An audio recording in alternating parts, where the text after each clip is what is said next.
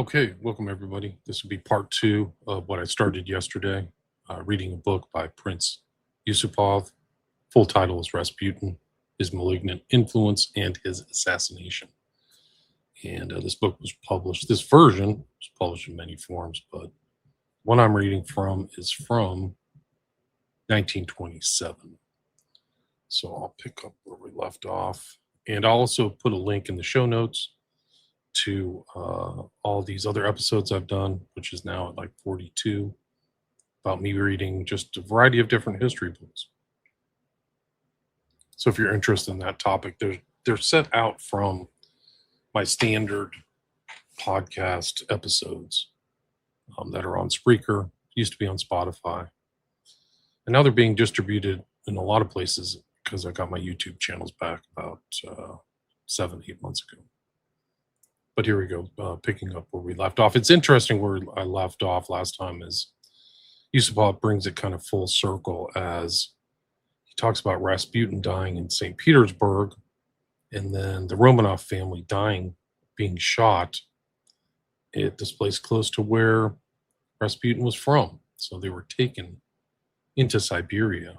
The Nicholas II, his wife, they have these kind of long names. I'm having the Russian translations are interesting, but she was the Tsarina or something like the wife of Nicholas II was from Germany.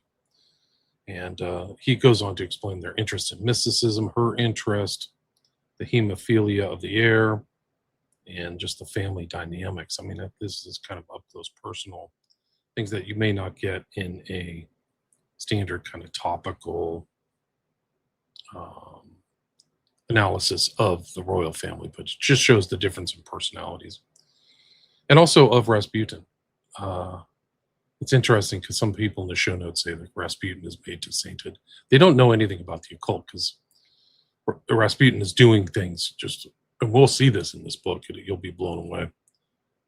Nobody really covers this, but he had knowledge of magnetism, a lot of the stuff at the turn of the century. So he was in contact. He also made all the Masonic hand gestures, like just so many. There's one where he's putting his hand across his chest, and like Crowley, who Crowley interestingly was in Russia for the 1905 upheaval, which is mentioned in this book. He was traveling around with this girl troupe, but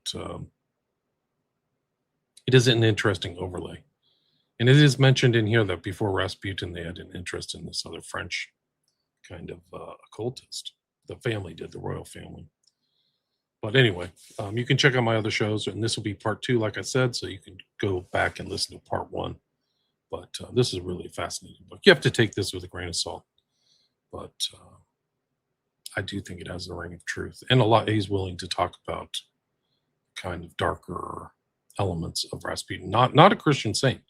He's a fake Christian. Like Rasputin to me is obviously a fake Christian. He does not adhere to the core tenets with regularity. He's just bouncing around, and he knows a lot about the occult and esotericism as well. And we'll see that play out through the 20th century. It's a very important vein of 20th century history because a lot of the political leaders knew this. And Rasputin has to be seen as a political leader, not just a cultural figure or a so-called Christian figure of the Orthodox Church. So here we go. I'm on page 41. You see people might want to read along. You can get a copy of this book through archive.org if you're interested. But, here we go. There would seem to be no inherent connection between Rasputinism and Bolshevism. Yet the link is there, and is a very strong one. Rasputin was the personification of that obscure power which rises from the depths of life and is pregnant with the seeds of disintegration and disruption of all moral principles. He was the forerunner of coming infamies and terrors. A muzhik in his greasy boots, he would say of himself, entered the palace and traipsed about the imperial parquets. With those greasy boots, he tramped down the people's ancient faith in the purity and justice of the Tsar's calling. Throughout the whole of his career, there lurked in the person of Rasputin the seeds of approaching Bolshevism, with its ignorance, greed, cynicism, and depravity, with its dark passion for power, its denial of responsibility before God or man. Rasputin became a weapon in the hands of Russia's enemies. But were the Germans her only enemy? Or did there stand behind Rasputin some other power? A power which sought the political enfeeblement of Russia and her moral disintegration and destruction in order to strengthen its own diabolical hold on her. Rasputin duped the Empress and the Emperor who trusted him. The Bolsheviks duped the whole of the Russian people, who blindly followed them in some sort of wild, intoxicated, chilistic ecstasy of revolution. Unknown to himself, Rasputin was, in a sense, the first commissary of Bolshevism. He had drawn near to the throne in order to trample on its might and extinguish its majesty. Others followed him.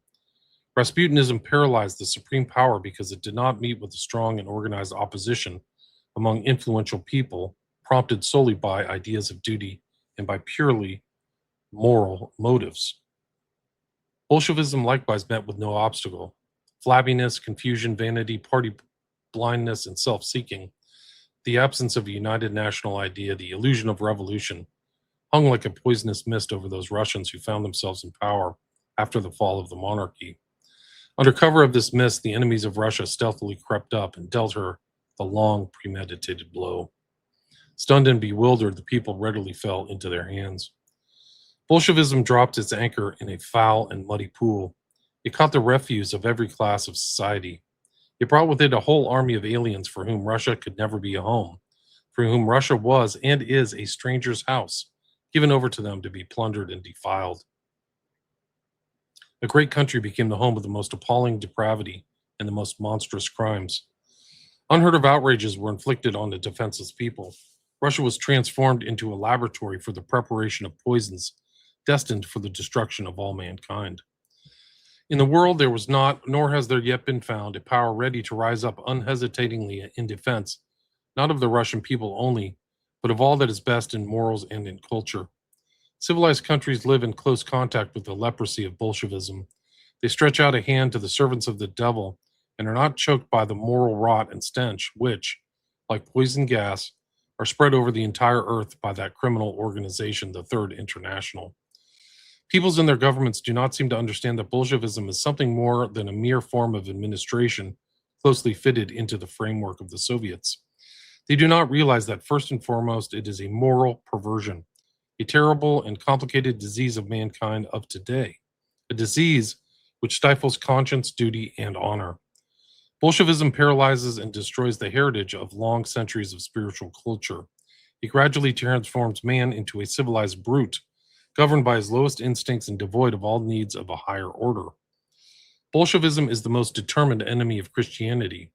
It is as if the powers of darkness were endeavoring to storm the heavens. It was not without meaning that the communists staged the trial of God and repudiated and condemned him. The church, the mainstay and the crown of Russia, alone withstood the onslaught of the revolution. She overcame within herself the virus of Rasputinism, which had done its best to poison her.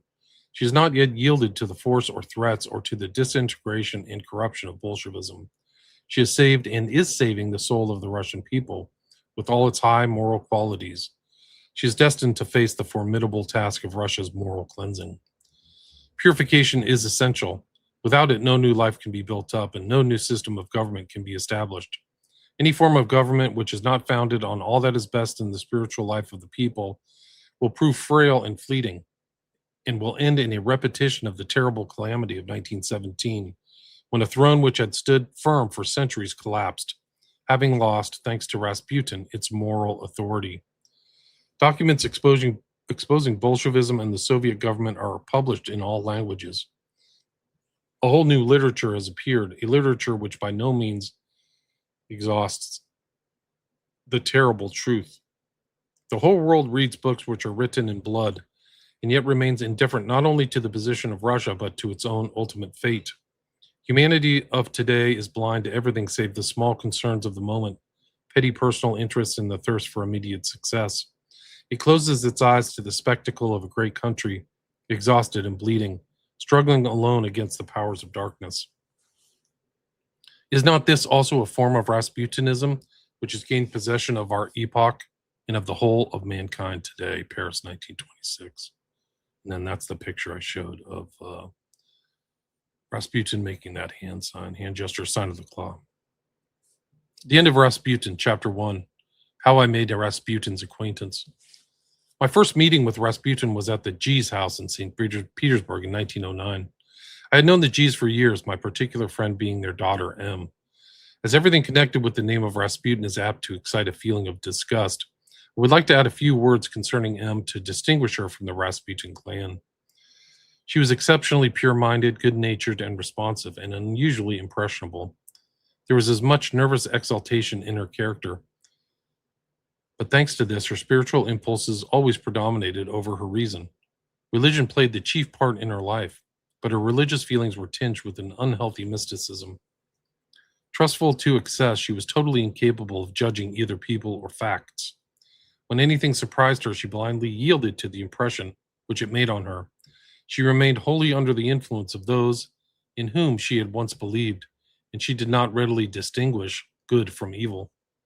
In these circumstances, it was not a matter for surprise that Rasputin should be a frequent visitor at the G's. When I returned from abroad in 1909, I found that M was one of his ardent admirers. She sincerely and firmly believed in his uprightness and spiritual purity. She regarded him as one of God's elect, as an almost supernatural being. Her infatuation for the starets did not surprise me in the least. Rasputin, with his natural perspicacity, was not slow to see in her his future devotee. He divined her spiritual leanings and gained her complete confidence. M's purity prevented her from seeing the grime and horror that hung about the man. She was too naive to form any true estimate of his actions. Her greatest joy lay in the full spiritual subjection of her personality. She was happy to have found a holy guide. Not only did she fail to analyze the qualities of this teacher, but she timidly withdrew her into herself whenever she felt anyone trying to expose him. The ideal which she had formed in her imagination of the divine starets blotted out the true Rasputin from her sight. At our first meeting after my return, she began to talk about him. She described him as a man of rare spiritual strength, filled with God's blessing, who had been sent into the world to cleanse and heal our hearts and to guide our wills, thoughts, and conduct. I remember that I adopted a skeptical attitude, although at that time I had nothing particular against Rasputin. Indeed, I had heard very little about him. Knowing M, I decided that she was simply passing through one of the usual phases of enthusiasm typical of her highly strung nature. But something in her words seemed to arouse my curiosity. I asked her many questions. With great animation and enthusiasm, M proceeded to tell me more about the shining personality of the starets. Her story was one long eulogy. Rasputin was a healer. He interceded for mankind. He was an altruist, a peacemaker, a comforter of the sorrow-stricken. He was a new apostle, God's chosen emissary. He stood on a different plane from the rest of mankind. He knew no human weaknesses nor vices, and his whole life was spent in asceticism and prayer. M's fervor and conviction did not inspire me with any faith in the miraculous gifts of the starets, but they increased my curiosity and roused in me a desire to meet him. I told her that I should like to make the acquaintance of this remarkable man. She was quite delighted with my suggestion, and the meeting was not long delayed. Some days later, I drove up to G's house on the Winter Canal, where this first meeting was to take place. When I entered the drawing room, Rasputin had not yet arrived. M was seated with her mother at the tea table. Both were very nervous and excited, especially the daughter, who seemed to be in a state of suppressed anxiety. I felt that she was nervous about the first impression that Rasputin would make on me, and that at the same time she desired that I, like herself, should be inspired with veneration for him.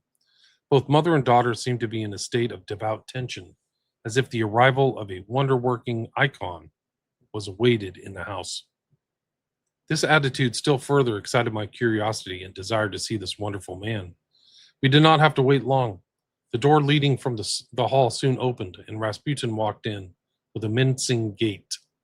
He came straight towards me and with the words, "Good day, my dear," made a movement as if to embrace me. I drew back. With a sly, sickly smile, he went forward to M and her mother. He embraced them both without any ceremony. kissing them with an air of gracious condescension. My first glance at him filled me with dislike of his appearance. There was something repugnant about him. He was of medium height, thick-set, yet rather thin, with long arms. His big head was covered with an untidy tangle of hair. Above his forehead there was a bald patch, which, as I subsequently learnt, came from a blow administered to him when he was beaten for horse stealing. He seemed to be about 40 years old. He was wearing a long coat, wide trousers, and long boots.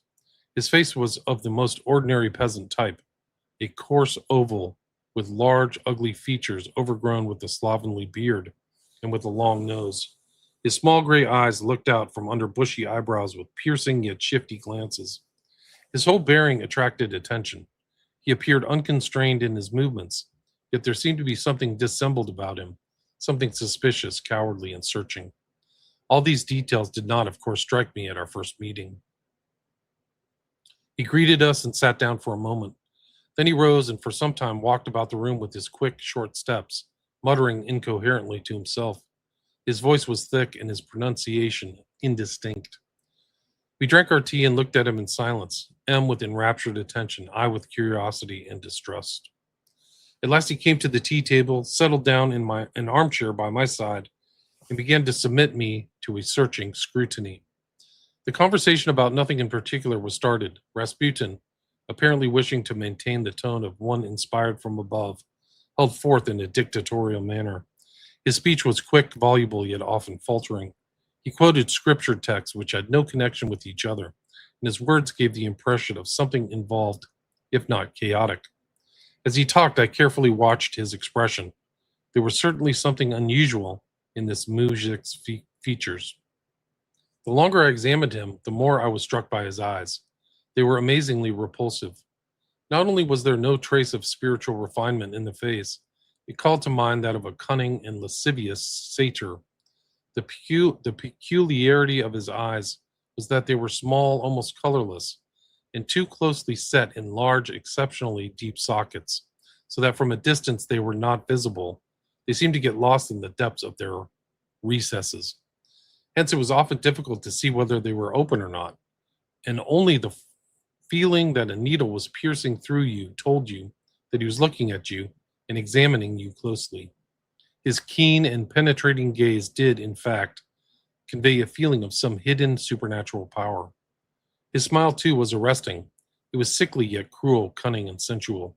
Indeed, the whole of his being was redolent of something unspeakably revolting, hidden under the mask of hypocrisy and cant. Em was full of excitement at the presence of Rasputin. Her eyes shone, her cheeks burned with a nervous flush. She and her mother did not take their eyes off of him.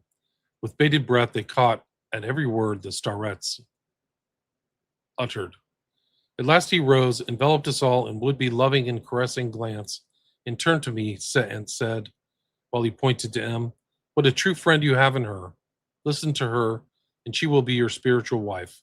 Yes, she has spoken well of you, told me many things. And now I see for myself that you are suited to each other. My dear, I do not know your Christian name. You will go a long way, a very long way." And with these words, he left the room. I also took my leave, absorbed in my impressions of this enigma. A few days later, I heard from M that Rasputin had taken a great liking to me and that he wanted to meet me again.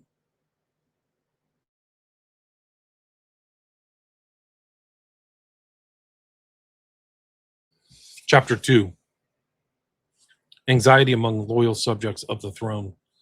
Soon after my first meeting with Rasputin, I left for England and went up to Oxford. On one occasion, when I was visiting an English princess closely related to the Empress Alexandra Fyodorovna, our conversation turned on him. The princess listened to my stories about him with great interest. She fully realized the danger to Russia involved in his proximity to the court, and after briefly sketching the mental characteristics of the Empress Alexandra Fyodorovna, she expressed a fear that certain of those traits, especially her leaning towards morbid mysticism, might cause grave complications in the future if Rasputin were to remain near the royal family. At that time, my parents lived in St. Petersburg and spent the summer in Tsarskoye Selo. My mother was much liked by the Empress Alexandra Fyodorovna and was often with her. Rasputin's proximity to the emperor and empress greatly perturbed her, and in her letters to me, she often mentioned her anxiety. She also communicated her fears to the Grand Duchess Elizabeth Fyodorovna, a friend of many years' standing. The Grand Duchess, who resided in Moscow, shared all her apprehensions, and during her rare visits to St. Petersburg, she exerted every effort to persuade the Emperor and Empress to dismiss the pernicious starets. At that time, the danger of Rasputin's presence at Tsarskoye Selo was not generally realized. His appearance at the court probably a mere chance, and only later, when the enemies of Russia and the dynasty found a field of action ready prepared for them, realizing how all-powerful Rasputin had become, and to what extent autocracy was in his hands, were they able to make use of him for their own ends. My mother was one of the first openly to oppose Rasputin. She had a long conversation with the Empress, and quite frankly told her all that she thought on this matter. Her words made a great impression on the Empress, who apparently understood my mother's sincerity and felt the justice of her conclusions. In parting from her, the Empress, in most touching terms, expressed a wish to see her as often as possible. But Rasputin's friends were not slumbering. They fully realized the danger of such an intimacy and contrived to win back their control over the Empress's sick imagination and gradually to alienate her from my mother. Many members of the imperial family, with the Dowager Empress Marie Fyodorovna at their head, also tried to influence the Emperor and Empress, but in vain. And then began a struggle between those who were sincerely devoted to Russia and the throne, and those who shamelessly used Rasputin's influence to gain access to the Emperor and Empress, and so further their own selfish ends and secret political schemes. From childhood, I had been accustomed to look upon the imperial family as people apart, different from ourselves. I held them in veneration as beings of a higher order, girt with a sort of halo that set them beyond all criticism. Any aspersion cast upon them filled me with indignation, and I paid no attention to the stories I heard of Rasputin's relations with the court. In the autumn of 1912, I came down from Oxford and returned to my home in Russia. I had many plans for the future, but they were still rather vague. My meeting with Princess Irina Alexandrovna altered my fate. In a short time, our engagement was announced.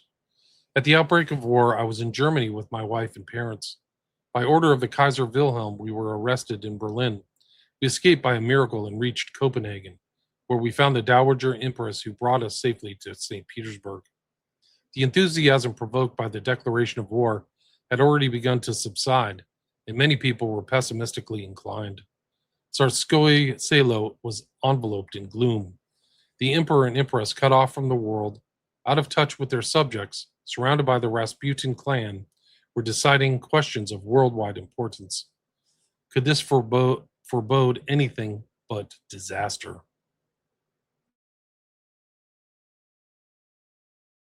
Chapter 3.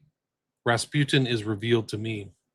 And so there was no hope that the Emperor and Empress would ever understand the full truth about Rasputin and dismiss him from the court.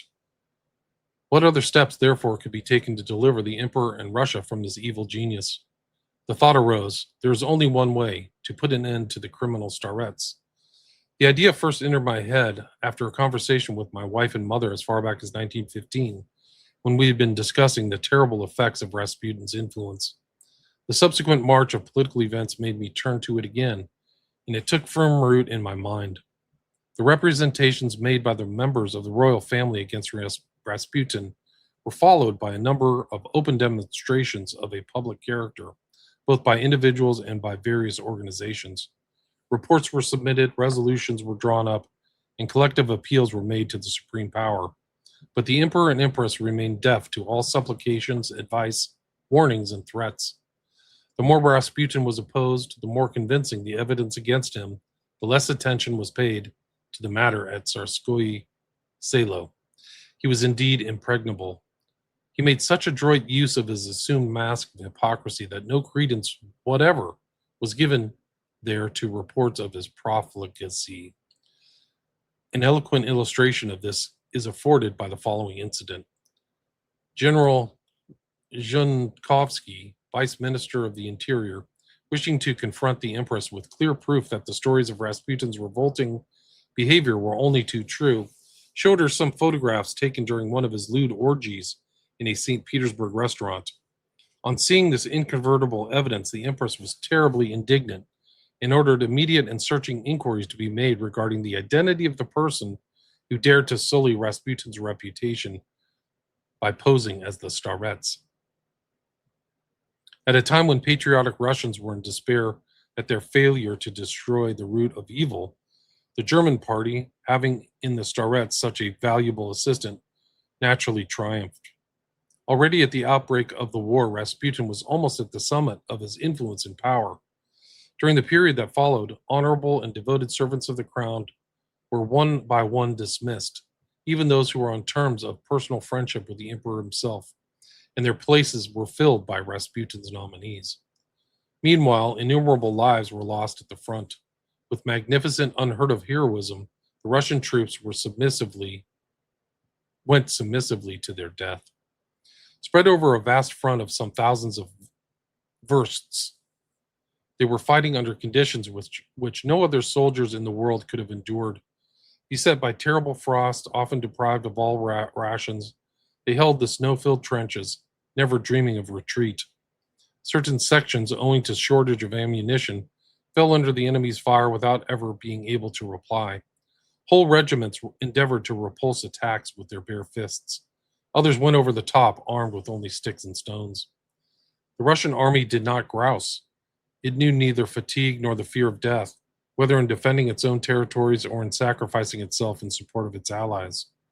For instance, before the Battle of the Marne, the whole army of General Samsonov, with full knowledge that it was going to certain death, broke into eastern Prussia in order to draw part of the enemy forces from the French to the Russian front. The Germans, alarmed at this unexpected advance, reduced their forces on the western front. The French gained a victory, but the Russian troops in eastern Prussia were sacrificed in order to ensure it. Russia felt those sacrifices.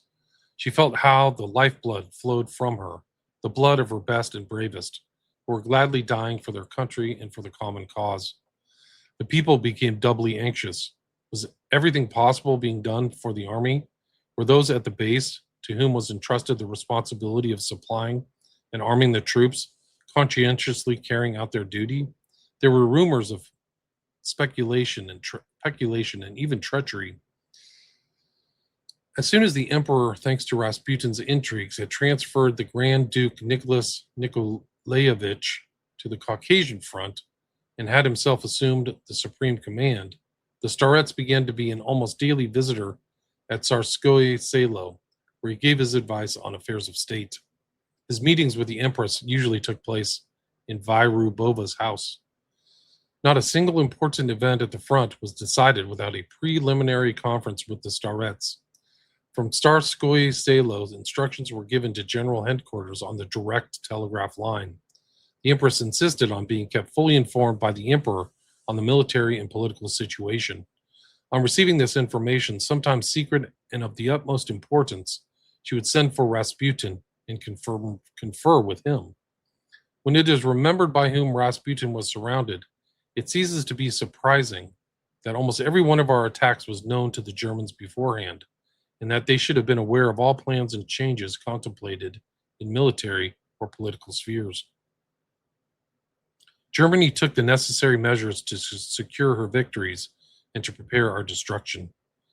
I decided to attach no particular importance to all the disturbing rumors which were rife, but first of all, to obtain irrefutable evidence of Rasputin's treason. My opportunities for this reconnaissance would not have been more favorable. The G's were at the time living on the Moika, next to the Grand Duke Alexander Mikhailovich's palace, into which I had moved pending the completion of alterations in our own house. As I've already said, Em and I were very old friends. She often invited me to visit her, but I seldom went, for I had no desire to enter the sphere of Rasputin's influence, still less to have my name connected with those of his friends who constantly gathered at her mother's house. Now, however, since I was bent on completely unraveling the mystery of Rasputin's character and actions by means of a closer acquaintanceship with him, I decided to take advantage of M's invitations. Incidentally, it was interesting to discuss in detail with M herself the state of affairs in Russia. Knowing her blind adoration of Rasputin, I could not, of course, attach any weight whatever to her views, but I knew that they were an exact reproduction of opinions held at Tsarskoye Selo. I telephoned her to arrange a visit, and at the appointed hour I went to see her. M told me that Rasputin was constantly asking about me. He is very anxious to see you, she said. He is coming here one of these days. I will let you know which.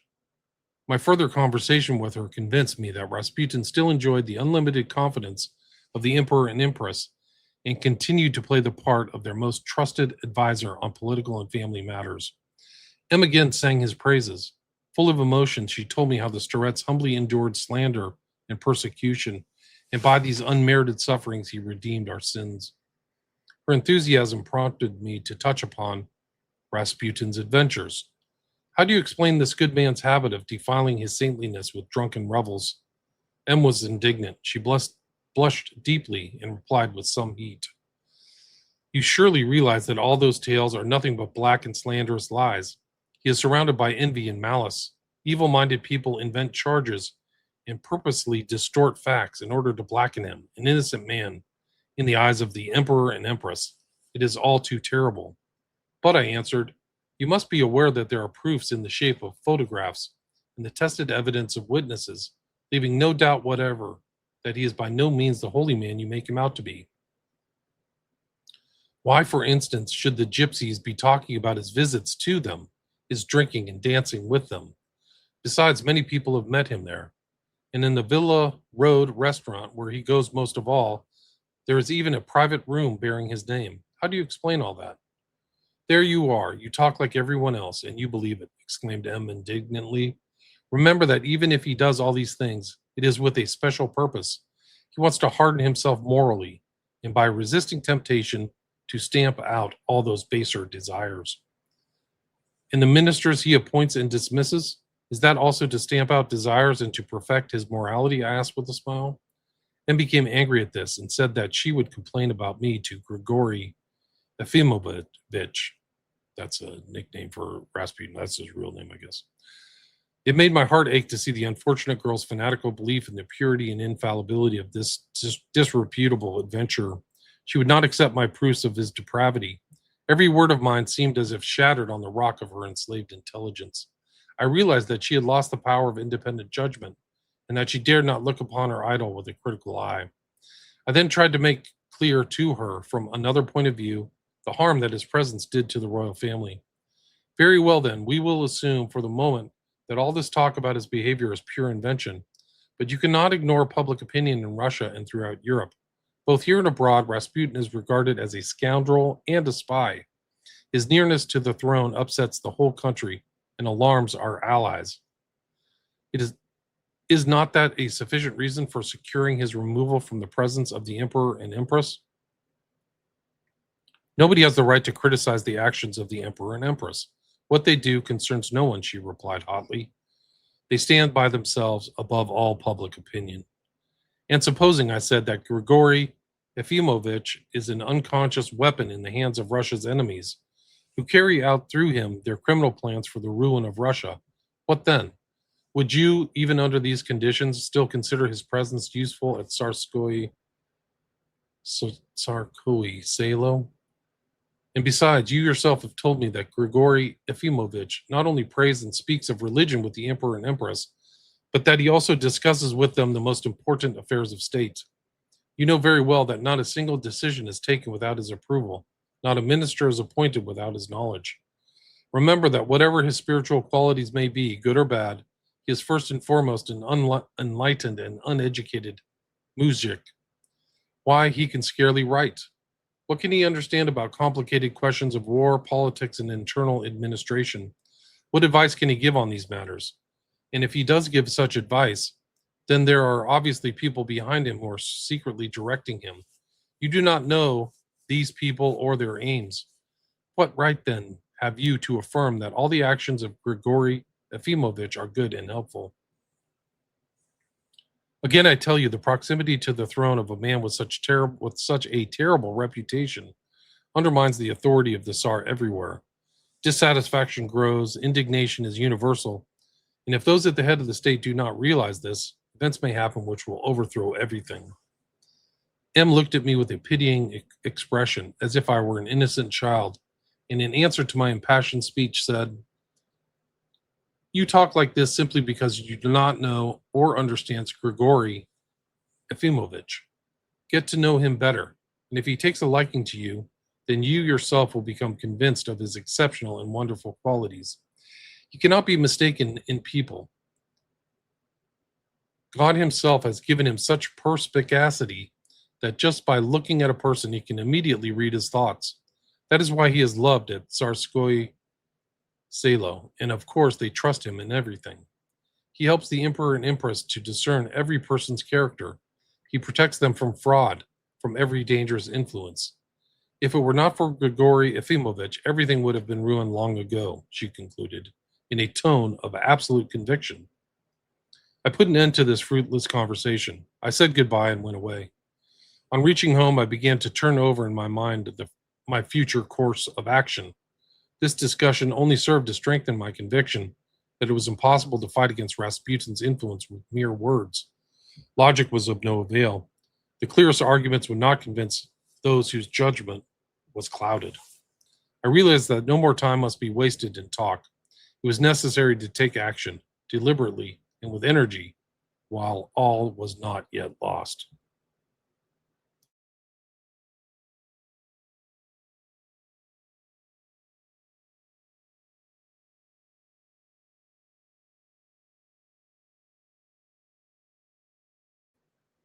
Chapter 4.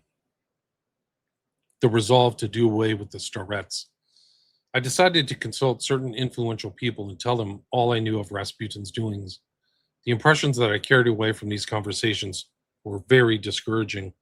In the past, I had so often heard them denounce Rasputin in the most bitter terms, attributing to him all our evils and misfortunes, and maintaining that if it were not for him, the positions might still be saved.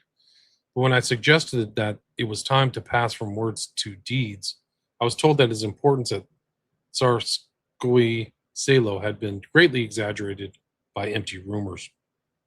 I do not know whether their evasive attitude was dictated by their fear of losing their posts, or whether they lightheartedly hoped that nothing terrible would happen, but that time would put everything right. And in either case, I was astonished at the absence of any alarm for the country's fate. It was clear that their addiction to a quiet life and an eager desire for their own welfare impelled them to avoid any kind of decisive action which would necessitate departure from the beaten track. I think they were all convinced of one thing, that the old order of things would in any case remain unchanged. They relied on this order as if it were as firm as a rock, and the rest, whether their country would emerge victorious from this terrible war, whether all the blood poured out by Russians would be spilt in vain, whether a disastrous defeat would be the tragic end of the nation's enthusiasm, did not worry them overmuch. Least of all, they were capable of realizing that an appalling catastrophe was drawing nearer and nearer, and had already assumed definite shape. True, I did meet certain people who shared my fears, but they were powerless to help me. One of them, an elderly man who held a responsible post at the time, said to me, "Dear fellow, what can one do when the entire government and those who are in close contact with the emperor are, without exception, Rasputin's nominees? The only way out is to kill the blackguard. But unfortunately, there isn't a man in Russia to do that. If I were not so old, I'd do it myself." When I saw that there was no help forthcoming from any direction, I decided to act independently. No matter what I was doing, no matter to whom I was talking, I was haunted by one persistent idea, the idea of delivering Russia from her most dangerous internal enemy. I would often awake in the middle of the night and pace up and down the room. How can one kill a man and deliberately plan his murder? The thought oppressed and tormented me until a voice within me said, quote, "Every murder is a crime and a sin, but in the name of your country, you must take this sin on your conscience. You must take it without faltering. At the front, millions of innocent men have been killed. While here there is only one man who must die. And of all the enemies of your country, he is the most pernicious, the most cynical, and the most vile. His abominable deceit has made the Russian throne his fortress, and no one has power to drive him forth. Come what will, you must destroy him. All my doubts and hesitations vanished. I felt a calm resolution and gave myself over to the set purpose of destroying Rasputin. The idea took deep and firm root in my mind and guided all my subsequent actions. Chapter 5. My inquiries. I mentally ran through the list of those of my friends whom I could entrust my secret and chose two. They were the Grand Duke Dmitri Pavlovich and Captain Sukhotin. The Grand Duke was at GHQ, but he was soon to arrive in St. Petersburg. Captain Sukhotin, who was undergoing treatment for wounds received in action, I saw almost daily. I decided not to delay any longer, but to confer with him at once. I outlined my plan in general terms and asked him if he wished to take part in carrying it out. He consented without the slightest hesitation, telling me he agreed with my views and shared my fears. On the same day, the Grand Duke Dmitri Pavlovich arrived from GHQ. As soon as I had returned home from my visit to Sukhotin, I telephoned to the Grand Duke and arranged to call and see him at 5 o'clock that afternoon. I was sure that he would support me and be willing to take part in the fulfillment of my plan. I knew how he detested Rasputin and how deeply he felt for the emperor and Russia. For very many reasons, I attributed great importance to his participation in the plot. I realized the necessity of being prepared for the most distressing possibilities, the most fateful issues, but I was buoyed up by the hope that the destruction of Rasputin would save the Tsar's family, and that the emperor, roused from the spell which had been cast on him, would lead the country to a decisive victory at the head of his united people. The crucial moment of the war was drawing near. In the spring of 1917, the Allies proposed to launch a general attack on all fronts. Russia was energetically preparing her army for this move, but a purely technical preparation on the front and at the base was insufficient to inflict a decisive blow on the enemy. It was essential that there should be a strong feeling of unanimity between the supreme power and the people. Yet the shadow of Rasputin continued to hang like a cloud over GHQ and St. Petersburg. Needless to say, Germany was not slumbering. While putting down barbed wire entanglements in front of her lines, she was busy weaving her terrible nets within Russia herself. Germany had made a close study of the internal situation in Russia for many years before the war. At the time when the Kaiser Wilhelm, foreseeing the inevitability of a general European war, was making every effort to bring about a Russo-German alliance, he warned Emperor Nicholas against Rasputin and advised him to see no more of this dangerous and pernicious man. The German emperor realized that Rasputin's proximity to the throne compromised not only the Russian Tsar, but the monarchy as a whole. After the proposals for alliance had been rejected, however, and especially after war had been declared, the Kaiser made very adroit use of Rasputin's influence. The German general staff, all unseen, held him in their hands by means of money and the most subtle intrigues. Simultaneously, the Germans exerted every effort to provoke a revolution in Russia. They sent their agents into our midst and gave all kinds of support to revolutionary organizations abroad, which were constantly preparing the ground and watching the moment for an attack. In point of fact, the Germans had counted on a Russian revolution before August 1914. There were persistent reports that just before the war was declared, Count Portales, the German ambassador in St. Petersburg, had informed his government in a telegram which had been intercepted and deciphered that the most favorable moment for hostilities had arrived, since Russia was on the brink of revolution. The contents of the telegram made it quite clear, moreover, that Germany had sent into Russia huge sums of money for propaganda. In the earlier phases of the war, the great patriotic response of the Russian people upset these calculations. The Germans began to make suggestions for a separate peace, but they nonetheless continued their revolutionary propaganda. I was looking forward with impatience to my meeting with the Grand Duke Dmitri Pavlovich, and at the appointed hour I went to the palace. I found him alone in his study, and at once proceeded to tell him what I had in mind. I gave him my views in detail on the situation, told him of my intentions, and asked him whether he would be ready to cooperate with me.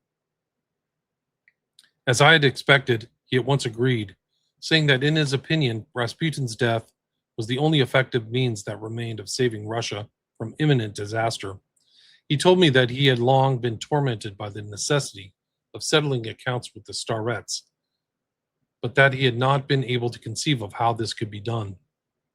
In the course of our conversation, I gave the Grand Duke an account of my talk with M. He was not in the least surprised, and he was well aware of the attitude which prevailed at Tsarskoye Selo. He had to return to GHQ in a few days' time. He told me that his stay there would probably be a short one, as he was not liked there, and his influence is feared. He added that Volyakov made every effort to keep him away from the Emperor, who was completely in his hands. He then gave me his views on what was going on at GHQ. He had noticed that there was something wrong with the Emperor. Every day he became more indifferent to his surroundings and to the course of events. In my opinion, he concluded it is all part of some evil plot. I'm almost sure that he is being given drugs which obscure his intelligence and weaken his willpower.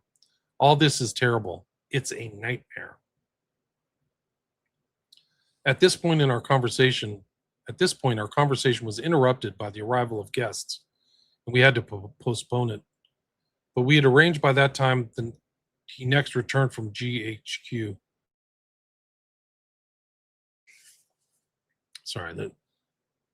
But we arranged that by the time he next returned from GHQ, he expected it would be between the 10th and 15th of December.